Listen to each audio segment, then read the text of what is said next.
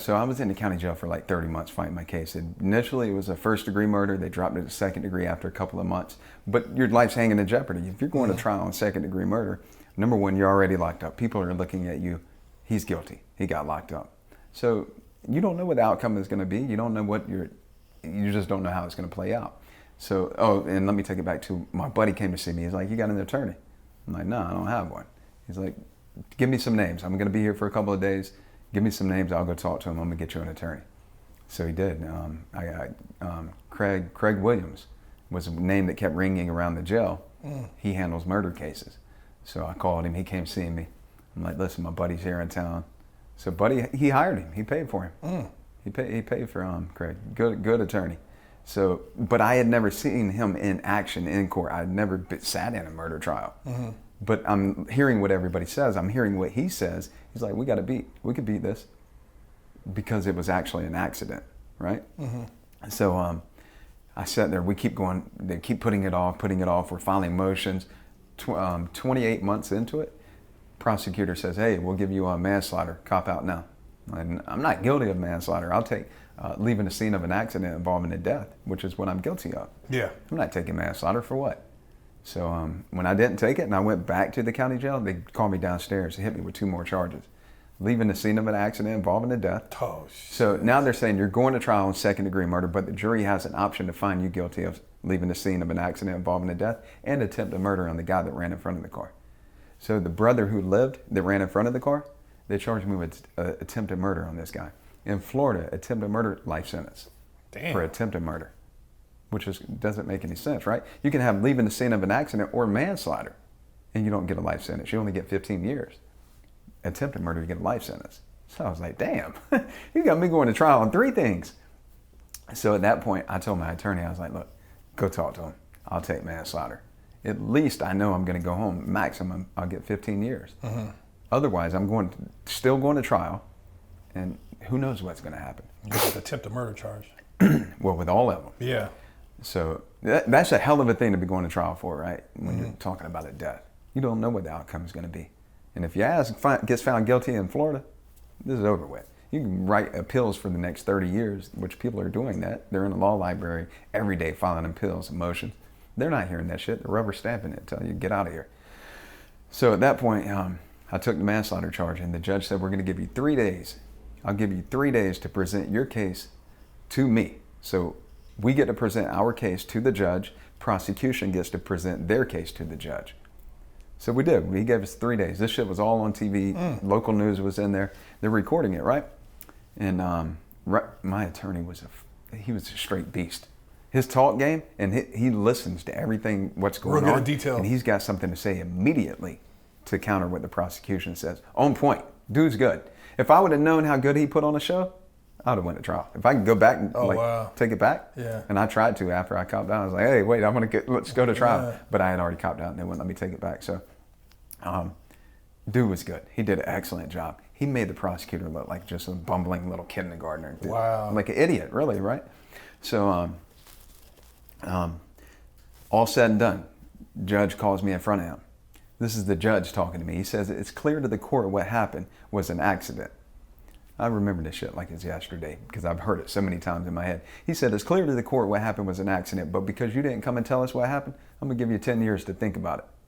I'm like, bitch, I've been thinking about it for every day for years already. I don't need 10 more years to think about it. What are you talking about? I was pissed off. I was like, you just said it was an accident. And then later on when I got into prison and actually was in the law library because while I was fighting my case, I was relying on this attorney to do all the legal work. I was just listening to what he says.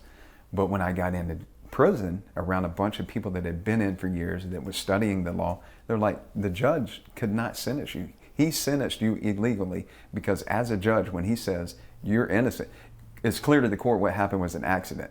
So basically he's saying, you're not guilty. You're not guilty. But I'm going to give you 10 years to think about it. That's not how the law is written. So he went outside the law when he sentenced me, right? So I'm like, damn, now I'm trying to file motions. I'm trying to get back in court. But the time had already done passed to the point that I could not take my plea deal back. Okay. Yeah. If I would have went to trial, you can always try to go back. But it was a plea deal and the time had passed. Yeah, plea deal, you got a window. It's like, You got a window, yeah. So that window had closed. I couldn't take it back. So now I'm like, damn, bitch, if I ever get a way out of here, I'm leaving. I don't want to be here. I do not want to be in this shit. I think 5 years, okay, whatever. Granted, there's a dead person, and that's not a good thing. But this man jumped on the side of a moving vehicle. It killed, he killed himself. He shouldn't. And they proved the man was fucked up on hydrocodone, oxycodone. Oh, so he had a pocket full of them. Just because you have them in your pocket doesn't mean you're on them. But the toxicology report that came back, dude was slayed on oxycontin. Let me back it up too. While we were in court, my attorney is putting on this show in court, talking about this family and how wild and crazy they are. And he had a picture of the man laying there dead. But it was turned backwards, and it was life-size, like a big poster. So when we have people coming to court saying the reputation of this family, they're known for being violent and crazy, he turns that picture around. When the last person gets off the stand, he turned the picture around, and it's his buddy laying here like this dead, right? This was on the news because they had the news camera in there. His whole side of the courtroom erupted. They went snap. They're screaming, "We're going to fucking kill you." His sister, not the one that lied, but another one, she ran and jumped the railing in the court. Jumped the railing, punched a cop, kicked one in the nuts, and bit one. Damn. They flipped her in the court. Boom! Everybody's screaming. The judge is banging on the thing. Order in the court. They locked the doors, locked the whole courtroom. Wow. They got his sister in a chokehold. It was like choking her out in the court and drug her to jail in the chokehold.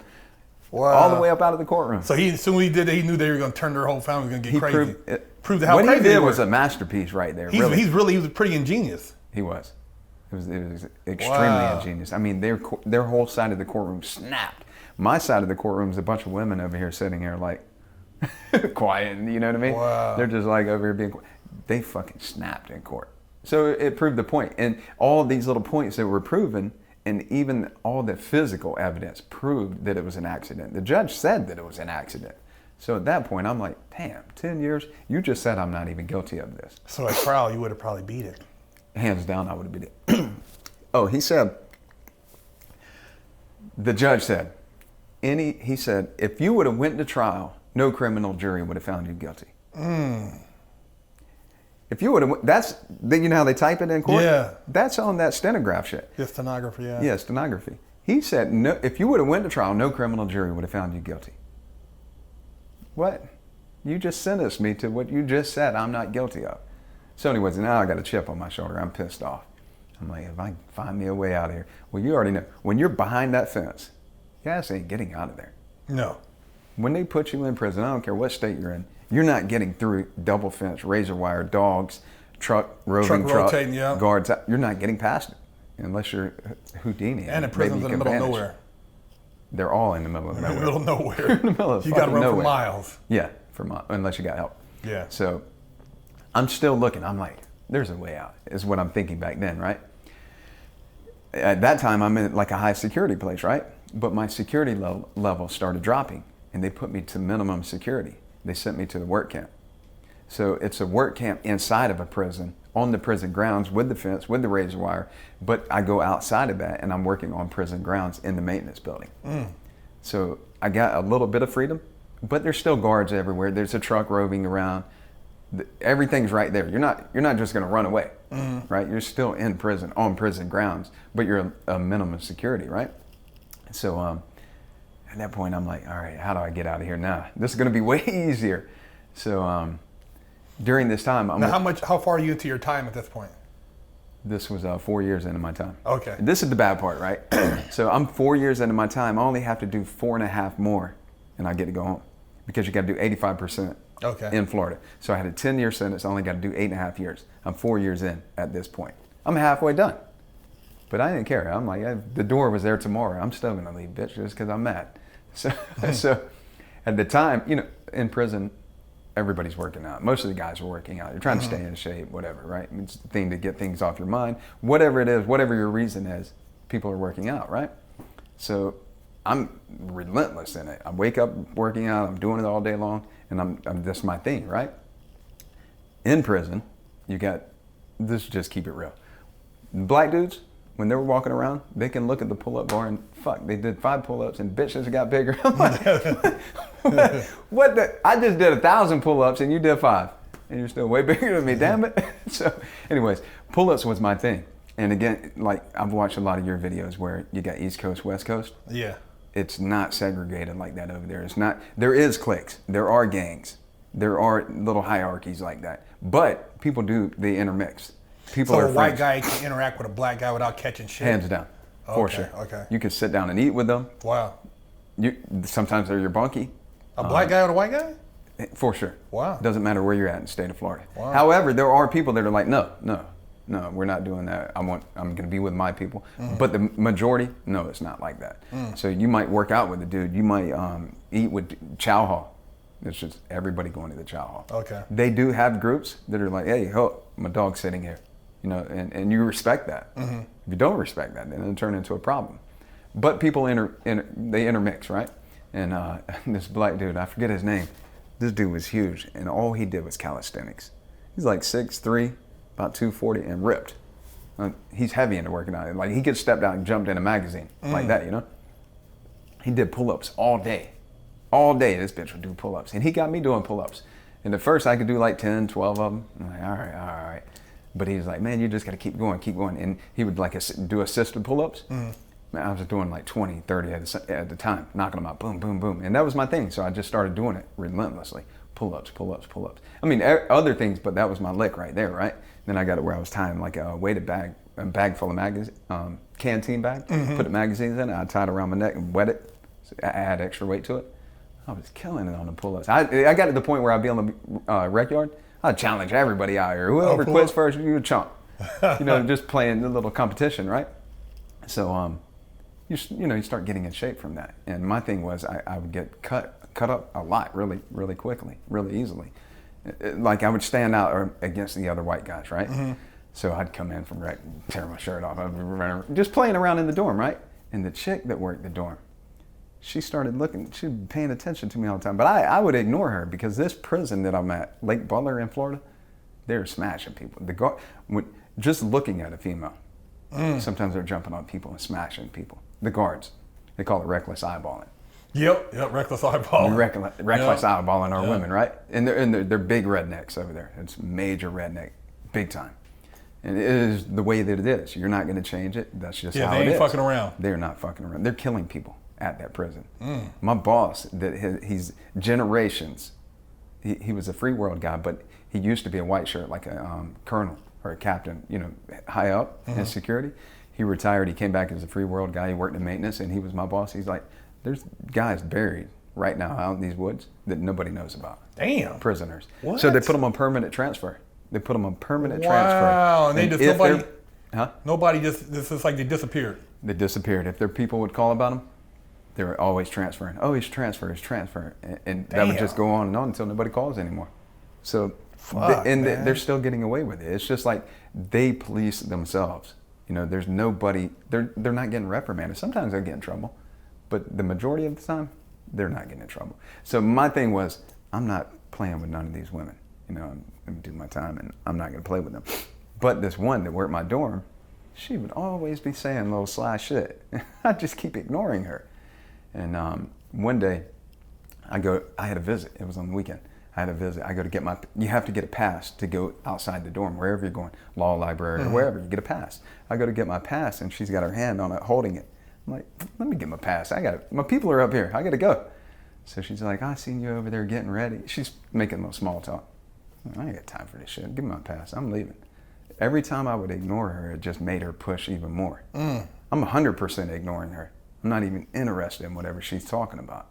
So I come back from work one day, and when I come back, you got to go by the chow hall. And when I come by the chow hall, she's standing outside the chow hall. She's like, hey, when they call you, you have to come to them, right? She's like, hey, Bruton, come here. So I come over there. I'm like, yeah, what's up? And she's like, you want some biscuits? I'm like, no. I don't want no damn biscuits. What are you chow hall? She's standing outside the chow hall asking me if I want biscuits. For what? No, I don't want no biscuits. No. She's like, they're Hardee's biscuits. I'm like, oh, hold on. Let me rethink. Yeah, I'll take them. Let me get them. So, I haven't had street food in years. Yeah. Okay, Hardee's biscuits. Yeah, definitely. So I get the bag of biscuits and I take off. I'm like, all right, appreciate that. I'm holler. So I leave. And the rec field is, you don't have to go through a fence to get this rec field. It's like on the compound, right? So I go hit the rec field and I find my bunkie. I'm like, hey, we got some Hardee's biscuits. Let's eat these things. So we're eating the biscuits. And I think, damn, I didn't ask her for anything. In fact, I've been ignoring her. She just gave me biscuits, which could cost her job. She just brought in contraband and gave it to me, right? So at this point, I'm like, damn, if she'll give me something without me asking, what is she going to give me if I do ask? What is she going to give me if I play with her, if I pursue her? You know? Mm-hmm. So I'm like, let me just find out. So I start making small talk with her, bullshitting with her. And over the course of time, it got to the point where she's bringing me dinner. She'd bring me whatever I asked for.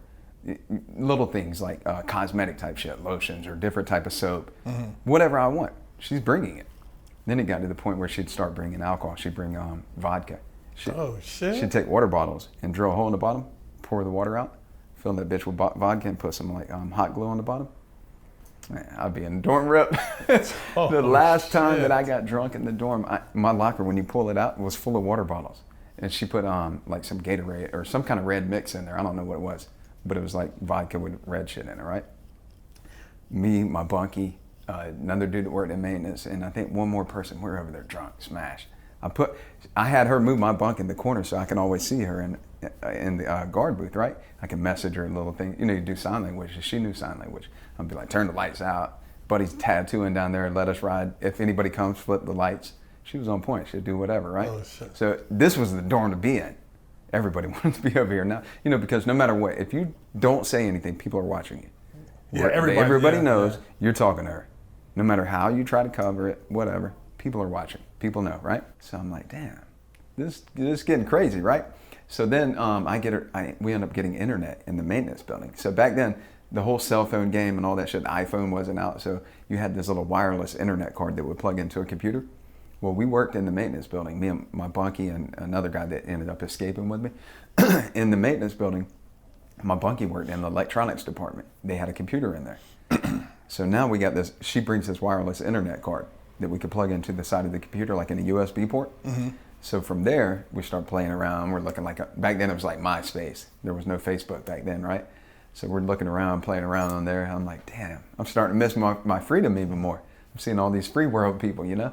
So my bunkie at the time, he used to sell shit on eBay before he came to prison. Mm-hmm. So he's like, oh, mate, you know, we can make some money while we're in here. We could order some phones from China, sell them on eBay. So we start doing that. We're having them delivered to the police's house, the correction officer. Oh, we're having the phones delivered to her. They were Nokia N73 or something. Back in the day, that was like the phone. Mm-hmm. So we're having them delivered to her, putting them on eBay. We start making a little bit of money. We had an underground, I didn't build it, my bunkie built it. He was like the electronic genius. Underground radio station playing for an entire year out of the prison. What? A whole year out of the prison at Lake Butler. An underground radio station. So you just need like a transmitter, right? Okay. He made the music on the computer. he does like club music. So at first it was all like club music playing, but then more people started hearing about it. And they're like, hey, play this. You can't tell people no because they're going to tell. So it evolved into where like it'd be an hour of club music. Then it would have like rock music, rap music, every type of music, every type of genre to keep everybody happy. Mm-hmm. And then he had it like an automatic timer where it'd cut off at like midnight or something. Well, that was going on for a year. We started working on a website called Inmates Going Wild because we were just going nuts in this place. With her on the team, we were doing whatever we wanted to do. So we're working on this website. We're on MySpace hanging out. We're selling phones. We got an underground radio station playing. And the whole time I'm thinking, I want to get out of this shit. So I got this little bit of freedom being in this minimum camp, right? Mm-hmm. So because we got internet, I start looking up countries that don't extradite back to America. There was like 20 something countries back then. They have a treaty with America. So America has this treaty, it's called the Rome Treaty. With the Rome Treaty is America pays other countries like X amount of dollars to allow America to come into their country and get their fugitives. So if you're wanted and you're in a country that extradites back to America, they can come over there and get you. But at the time, there was like 20-something countries. The closest one was Guatemala, which is right across the border over here. You got to go through Mexico. So I was like, all right, now I found me a place where I can go, and I can be like, fuck you, I'm over here. You can't come and get me, right?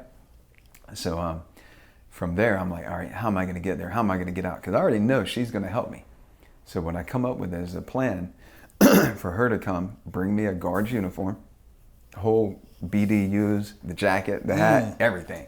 So I'm like, all right, if I can get her to bring me the uniform, then come to my work at the maintenance building, I can just scoot up, put this uniform on, walk past the cops, leave. This is the plan, right? In my head, I'm thinking this shit's gonna work. So I'm like, all right, I got the part. I know how I'm gonna leave. I know when I tell her, she's gonna be like, okay. So now I'm thinking, all right, from there, where do I go? I start looking up how to get fake IDs online. So when you look it up online, you had to look up novelty IDs. That was like the keyword where they would pop up.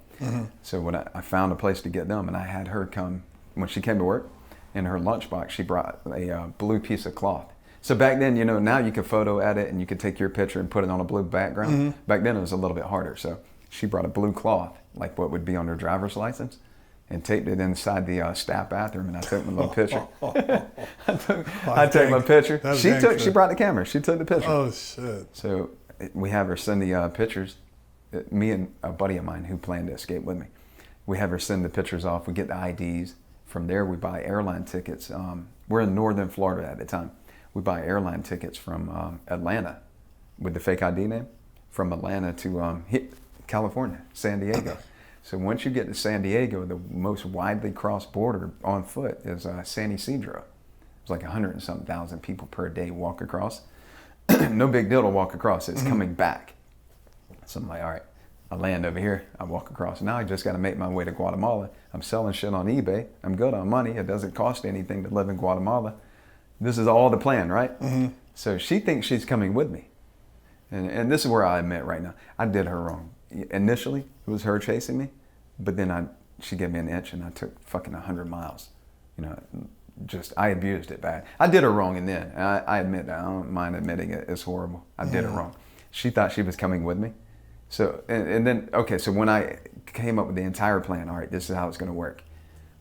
I go to her in the guard station when she came to work, and I'm like, hey, I'm leaving. She's like, what? What are you talking about? I said, I'm going to escape. She was like, wait, stop playing. I was like, for real, I'm going to escape, and you're going to help me. She's like, I'm not helping you. Are you crazy? I said, look, there's only a couple things. You're going to help me, or you're going to go turn me in, or I'm going without you. Which one? And I'm not playing.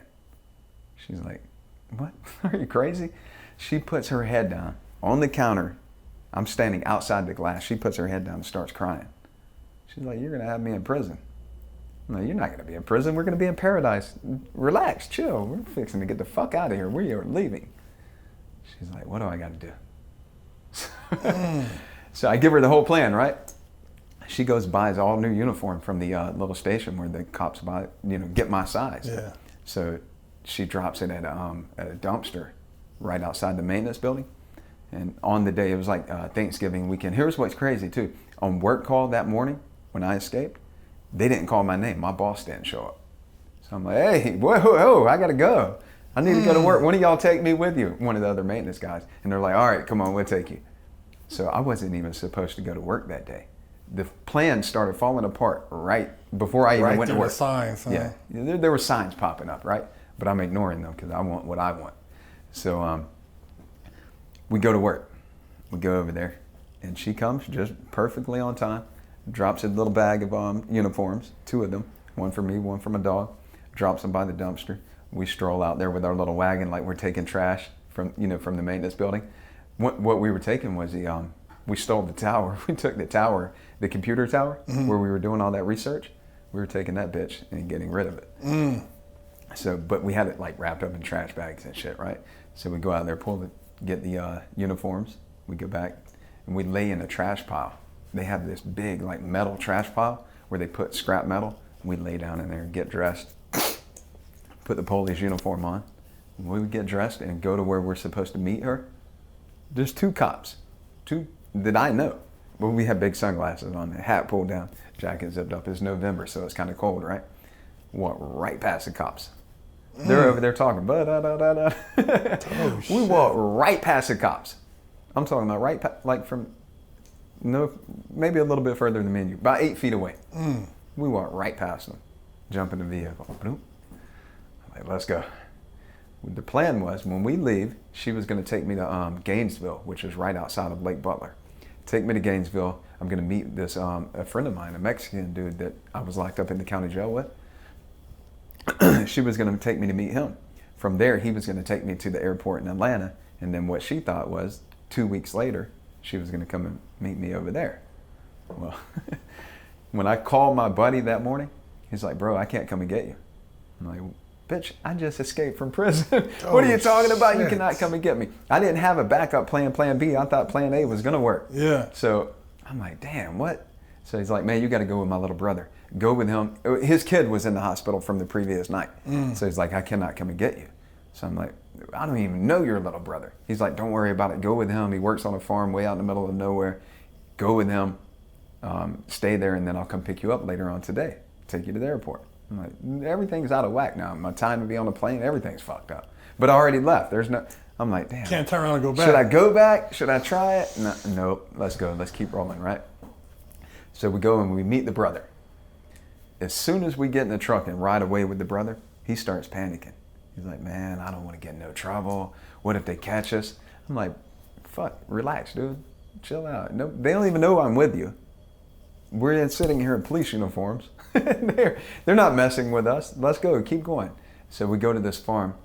On the way to this farm, we had to go down probably 5 miles of dirt road. Well, on the way, we go over a bridge. It was early in the morning. And when we go over the bridge, I see the sun coming up on my left-hand side. And I remembered that in my mind, right? All right, so we're driving in Buddy's truck. And as we're going out here to this farm in the middle of nowhere, I see the sun coming up on the left side. Like when I looked out the window. And I remembered that for whatever reason. So we end up at this farm. We're way in the middle of nowhere. We probably went like 5 miles into farmland. No houses, no people in sight. It's the type of farm where it's like hundreds of acres and it's just tractors. So there's nobody out here. While we're there, the dude is still like, man, I don't want to get in no trouble. He's just like panicking. And I'm trying to get the dude to calm down, just take it easy, relax. And nobody knows we're here. We're in the middle of nowhere. Well, while we're there, the kid on the tractor, he drives a tractor. He calls the cops. So while we're waiting on this dude's brother, the kid on the tractor who just called the cops, we're in the back of the farm, way in the wood line, way in the back. So it's far from the road, but you can see the road. While we're sitting back here, like, oh, we're free and we're hanging out, having a good time, bullshitting, like, oh, we made it. I see cops coming.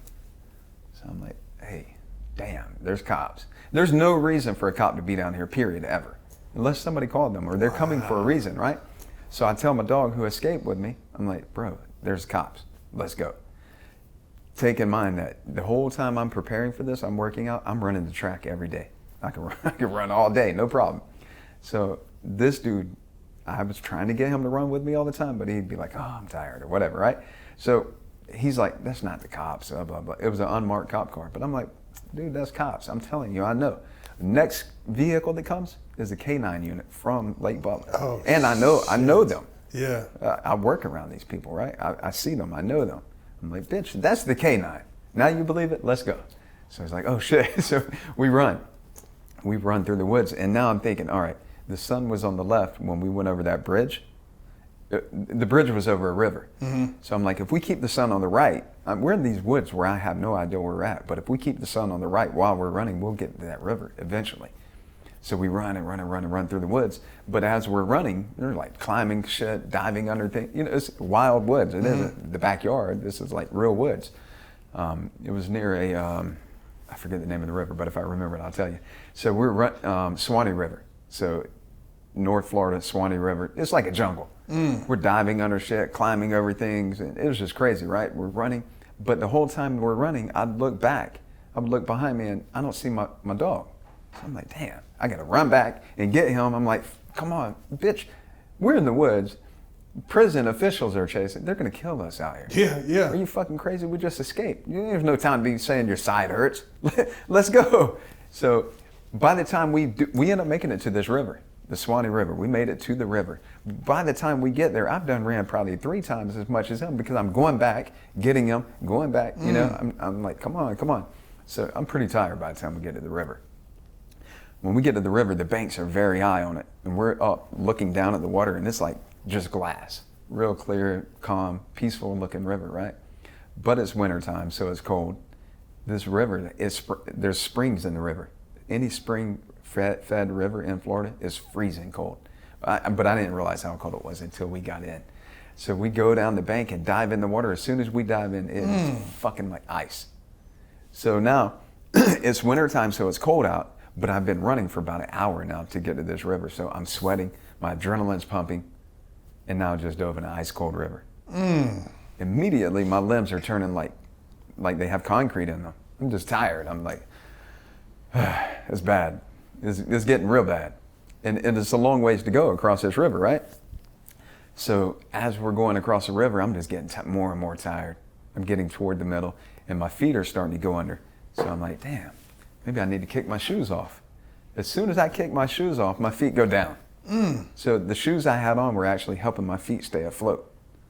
So now, now it's like cinder blocks going under the water, and I'm like, I'm like drowning in the water. I'm spitting water everywhere. And my dog who escaped with me, he's backstroking, nice and calm, in front of me. He's like way ahead of me, and he's looking at me. And now I'm going under the water, literally. I'm under the water, and I'm like, I'm like a little baby who doesn't know how to swim. Even though I grew up at the beach, I've been in the water my entire life. This is a different story. Yeah. You're running for your life. You just escaped from prison. There's dogs, there's canine, there's cops. They're gonna kill you out here, right? So this is a whole different type of running and swimming. And I'm in this river and I'm like drowning, and I'm looking, I'm like, why isn't he helping me? He's just swimming away, watching me drown. I'm like, bitch.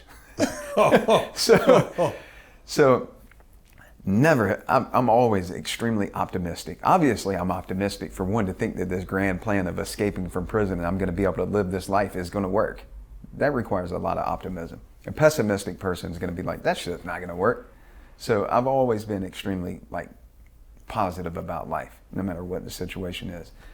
But at this moment, I'm like, man, fuck, I'm not going back to prison. Fuck it, I'm going to drown. I'm just going to let myself drown. Oh, shit. Look, this is all like split second thinking, though, right? But I remember thinking like, fuck it, just drown. So I'm under the water. I'm like, shit turns black for like, you know, dark, right? And the only thing I thought at that moment was, if I die, my kid will not have a dad. And this is all split second thinking. When I think that, it's like something grabs me and pulls me out of the water. Literally, I didn't have any more power. I was just out of it. I'm drowning. But something just like, I felt now like I got energy and I come out of there. So I'm like swimming like a madman, like paddling and not even swimming the right way, but I'm making it now, right? And I get to where I can put my feet down and I can walk. And I tell my dog, who's now going up the bank, I'm like, bitch, you're fucking gonna let me die in this river. He's like, what are you talking about? I was like, motherfucker, you just saw me drowning in this river. He's like, I didn't know. Yeah, you did. You just see me under the water like this. What are you talking about? So we go back and forth for a minute, but I'm like, whatever, bitch, we got to keep going. So now we're getting up toward the bank, like a few feet from the bank, but we're still in the water. I seen a tree that had broken, like the banks were high. So this tree broke from up on the bank and the top, but with the way it fell, it was into the water. So I was like, let's climb up the tree so our feet print aren't on this, you know, in the sand, and they don't know where we went up at. So we climb up that. When we get to the top, I stand up and immediately I hit a broken limb right on my forehead and it gashed me. So now I'm barefooted, I'm leaking from the forehead, which, you know, a head bleed is always, they bleed bad, right? Yeah. My adrenaline is pumping, which is making my heart is beating fast, so I'm bleeding even worse. It's cold, I'm sweating while it's cold. There's a bunch of things going on that are all bad right now. And now I'm starting to get dehydrated. So we're just running. And when I was a kid, my mom always said, put your shoes on when you go outside. I had city feet. My shit was not country, rough ass feet. I don't run outside with no shoes, but now I'm having to run through this damn jungle in the middle of this forest, barefooted. Now I'm looking at my dog like, damn, you got shoes on that I paid for. I'm looking like I really want to take them, right? And I'm like, He's still my dog, so I'm like, whatever, I'll let you keep the shoes. So we're running and running. And now I'm still outrunning this man, barefooted, leaking, bleeding, getting dehydrated. So we're running and running and running. And at some point, one of my legs, the hamstring Charlie horses. You ever had a Charlie horse? Yeah. Yeah, I've had My leg bends like this, and it's locked. And I fall down, boom. I'm like, this is super painful. So I'm like, bend my leg back out. Luckily, he was with me, right? So he bends my leg out. I get up and I run. It keeps doing boom. And finally, I don't know how many times that happened, but it keeps doing it. Both of them did it, boom. Now I'm like hog-tied. I'm on the ground like this, both legs bent. I'm like, oh my God, bend my legs out. I'm dehydrated. That's what's causing this. I'm dehydrated. There's nothing to do. It's at the point now. It wouldn't even matter if I had water or anything. So I'm having to run without bending my knees. I'm running like like a robot. Oh, shit. I'm so fucked up at this point. Just running, you don't even know where you're running to. No, I'm running from the police. And I refuse to give up until there's just no more running, right? So I'm running like I have braces on my leg. I cannot bend my knees. I'm just running, wobbling along, and I'm still beating this man. Oh, man. If he watches the video, he can't even argue with the fact that I'm still outrunning his dumb ass. Wow. Even at this point. Run, Forrest, run. Yeah, without bending your legs. So we run until it was like 10 o'clock that night. That we run and run and run and run and run. But we're just out in the middle of nowhere. It doesn't matter how much you run. You're still way the fuck out in Bonfuck, Egypt, Florida. So we had like $800 on us. We got a little bit of cash. I'm barefooted. We're in the middle of nowhere. I'm looking crazy, blood on my shirt. But we end up at this main road, and we're kind of like going down the edge of the road in the woods. And as we're going down the road, we see like a little bar, like a hangout bar, right? Mm-hmm. So I tell my dog, I'm like, listen, go to the bar, get us a ride. I don't give them all the fucking money. I don't give a fuck. Get us a ride. So he's like, all right. So I hang out across the street. I can't go over there. I'm barefooted, blood all over me, looking crazy. So I'm like, when you get them, come and pick me up across the street. He's like, all right. So he goes over there and he catches a guy coming out. So it was a guy, his homeboy, and the guy's girlfriend. She was pregnant. Young kids. So when I say young, they're in like early 20s. Mm-hmm. He's like, hey, listen, we need a ride. He told him that we were in the river riding jet skis and with some girls, and they knocked us off the jet skis and left us or some shit, right? So he's like, my buddy's over there. He got hurt when he got knocked off the jet ski, and the girls left us. So it's like, we need you to give us a ride. He gave the kids $750 of our $800 for the ride. So the kid's like, yeah, I'll take you wherever you want to go. Sure. So he comes and picks me up. He's got a 2-door Honda Civic. You know, I can't bend my leg because the Charlie horse. And we got to get in the back. So I'm like, damn. So we get in the car and the kid's like, look, I'm going to take my girl home. I'll take y'all wherever you want. I'm like, all right, bet. When you get there, here's $50 more. That's all the money. Here's $50 more. Get me some shoes. So he's like, all right. So he goes home, goes inside, comes out. His dad is with him. When his dad comes out, he's like, look, I know who y'all are. He's like, I'm a volunteer fireman. I've been listening to this shit on the police scanner all day. Oh, shit. That's what I said. Oh, I'm like, my God. Shit. So I'm like, listen, man. I did the thing. I pulled my shirt up. I'm like, look, we don't have any weapons. I just gave your kid $800. If we wanted to hurt your kid or do anything, he'd be hurt. He wouldn't even be here right now. So keep the money. We'll walk away. So he's like, nah, I'll let him give you a ride. Go ahead. I'm like, did you just say what? Oh, you're going to let two people who you don't know, one's convicted of manslaughter, the other's convicted of robbery, leave with your kid? I'm like, this man's out of his mind, but okay, I need to ride. Let's go. So we get in the car, and the kid stopped. He got me a Gatorade from the store. At this point, I'm so worn out from running, so like totally used all my exertion. I'm just totally out of it. My mind's slowing down. I'm fucked up at this point. I shouldn't have stopped to get this Gatorade is what I'm saying, but I wasn't thinking clearly. So he goes and gets a Gatorade, he comes out, gets in the car, and we're leaving. And as we're leaving, he passes a state trooper. When we passed the state trooper, he did a U-turn. He's like, hey, that cop just turned around. Oh, shit. I said, hey, man, listen, if he turns his lights on, pull over. I'm fucking tired. I'm ready to go back to jail. I'm dead at this point. My legs are fucked up. I'm tired. I'm out of there. I give up. I surrender. So he turned the lights on. He pulls us over. There's just him, the state trooper. He was on his way home from work, but he heard it on the radio. The kid, his dad, called the cops and gave him the tag number for the car. So they had a bolo out, be on the lookout for this car, right? So he had set you That up. man was crazy, though, to let two people leave who escaped from prison and then call the cops. That could have put his son's life in extreme jeopardy, right? So they pull us over, get us out of the cop car, but my legs are still fucked. And my leg Charlie horses, and I fall down, boom, they snap. The cop snaps. He thinks I'm trying something, but I'm like, man, my fucking leg it's Charlie horsing. I'm not doing anything. He dives on top of me. He's like, stop moving, all this bullshit, right? So they get us in the cop car, in the state trooper car. They put us in the car, right? The guy that escaped with me is now conversating with this cop on a friendly note. I'm like, what the fuck's wrong with you? Shut the fuck up. This dude's taking us back where we don't want to be. You're not friends with him. But he keeps talking to the guy, right? And now I'm getting pissed off. I'm like, why are you talking to this guy? We're not friends with him.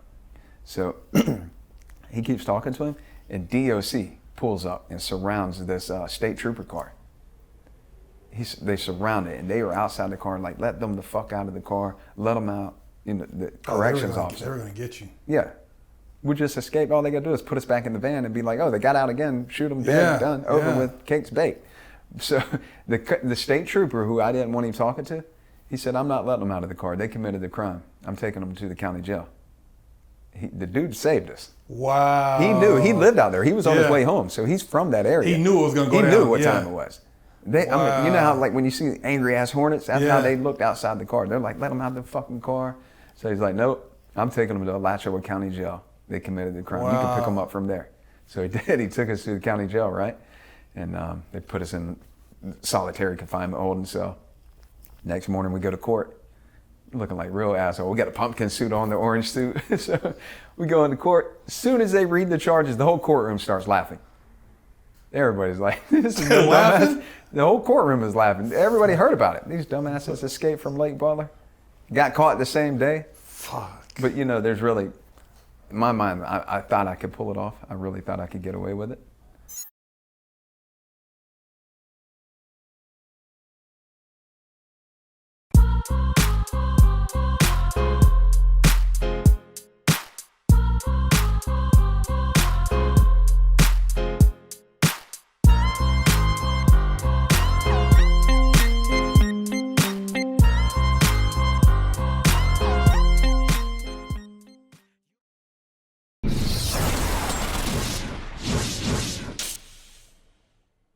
Lockdown's over. Get your yard time in. Exclusively at FreshOutSeries.com.